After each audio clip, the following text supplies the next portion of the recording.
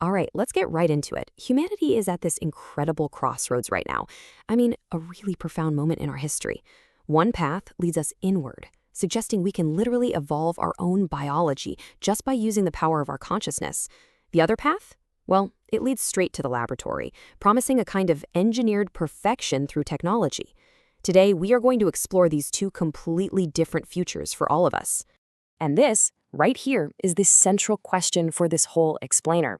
Think about it. We've got these incredible, heavy tools like CRISPR that can physically go in and re-engineer our genetic code.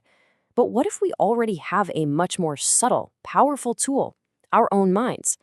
So why is one path celebrated as cutting-edge science, while the other gets written off as just fantasy? So let's just lay it all out, right? On one side, you have the sovereign path. The idea here is that consciousness is the ultimate source of power. The method is internal, manifestation, harmonization, and the goal is total biological sovereignty. On the other side, you've got the manufactured path. Here, the source of power is technology. The method is external, gene editing, lab selection, and the goal is a kind of programmed, predictable perfection. These are the two visions battling for the future of our species. Here's the roadmap for how we're going to tackle this. First, we'll look at the two different ways of seeing our DNA. Is it just code or is it an antenna? Then we'll dive into the real-world tools being used today to create designer humans. After that, we'll unpack the ideology behind this push for control, explore the deep philosophical conflict at its core, and finally look at the ultimate choice we face, biological sovereignty or the technological singularity. All right, so that brings us to our first big idea. And honestly, it's the foundation for this entire debate. How do we actually view our DNA? Is it just a biological hard drive with static code that needs to be rewritten? Or is it more like a dynamic antenna, constantly receiving information? Your answer to that one question changes everything. It determines which tools you'd even think about using. Okay, so the mainstream, dominant scientific view today is completely materialist. It looks at the human body as an incredibly sophisticated machine, and our DNA is just its hardware. In this model, your DNA is a closed system. It's finite. If you want to change what the machine does, the only way to do it is to physically crack open that hardware and rewrite the code on the drive. And look, the sheer scale of this biological hard drive is, well, it's staggering. The numbers you're seeing are just mind-bending. Just 4 grams of DNA, that's about a teaspoon's worth, could theoretically store every piece of digital information the entire world generates in a year. Its storage density is 1,000 times better than our best technology. You can see why the materialist path sees this as the ultimate programmable medium, just waiting to be engineered. And if you want proof of how durable this stuff is, get this. Scientists have successfully sequenced the entire genome of a horse that lived 700,000 years ago. Think about that. Our best magnetic tapes degrade in maybe 20 years, but DNA is so stable, people have called it apocalypse-proof. If you see DNA as the ultimate storage device, it makes perfect sense that you'd want to write our future on it. But what if that's only half the story? There's this other competing view, often called wave genetics. And this perspective suggests that DNA isn't just a passive hard drive at all. Instead, it actually functions as a biological antenna. It's a bioacoustic interface, capable of receiving and translating information from the environment through vibrations and frequencies.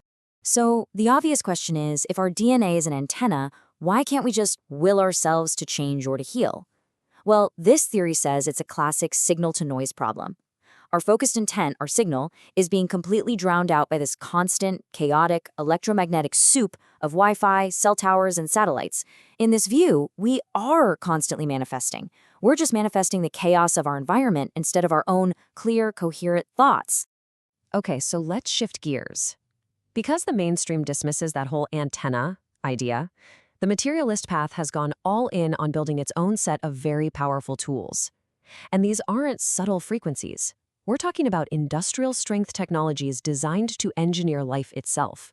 And this isn't some far-off sci-fi scenario. This is happening right now, today, in elite fertility clinics.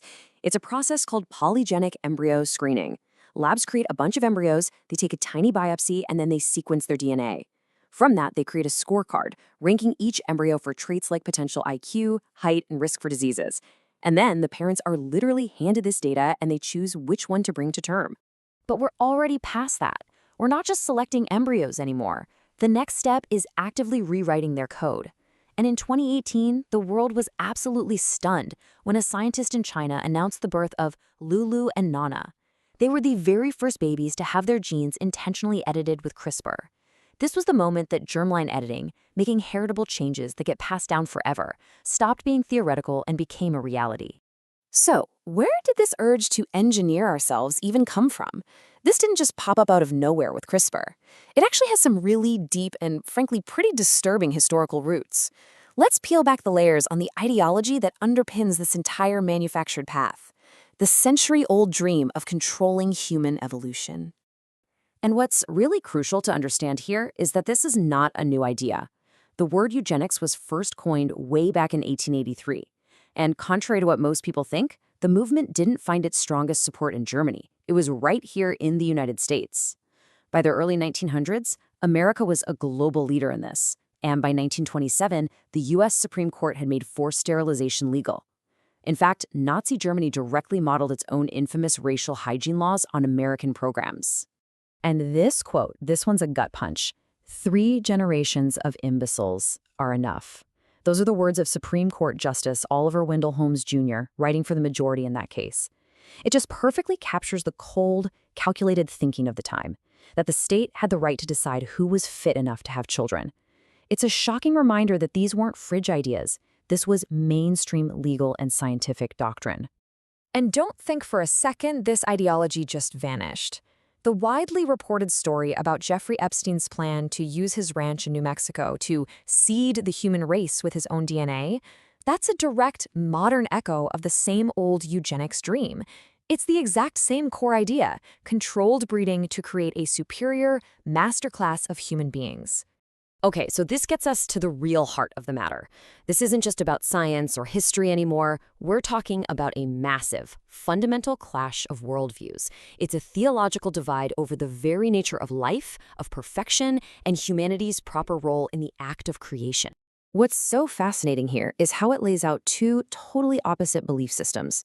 In the theistic view, humans are created in the image of God, imago Dei, and our value is inherent, it's unchangeable. DNA is a sacred blueprint. But in the eugenic or singularity view, humans are manufactured by science, imago Homo, and our value is conditional, based on our measurable genetic code. DNA is just software to be programmed, and even death, it's just a technical glitch that science needs to solve. So if you look at this through a spiritual lens, the core objection becomes crystal clear. Designing life in a laboratory is seen as a profound attempt to seize the power of a creator.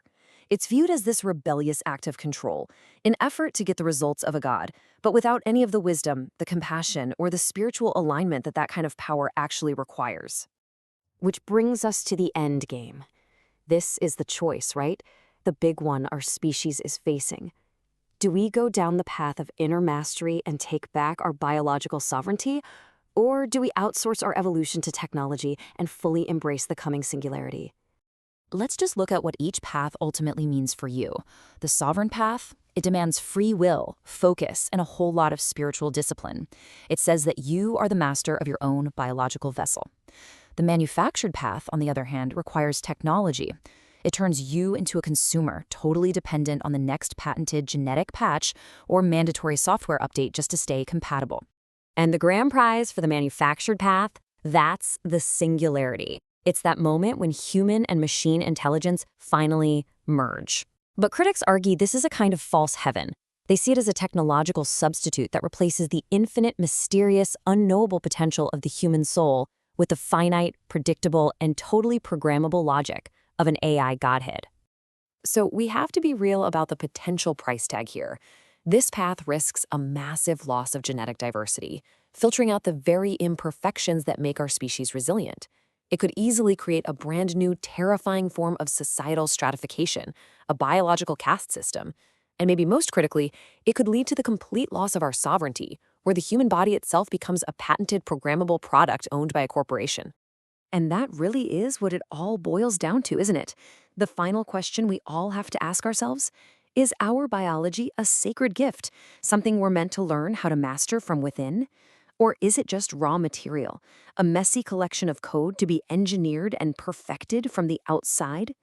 The path we choose is going to define what it means to be human for every generation that comes after us.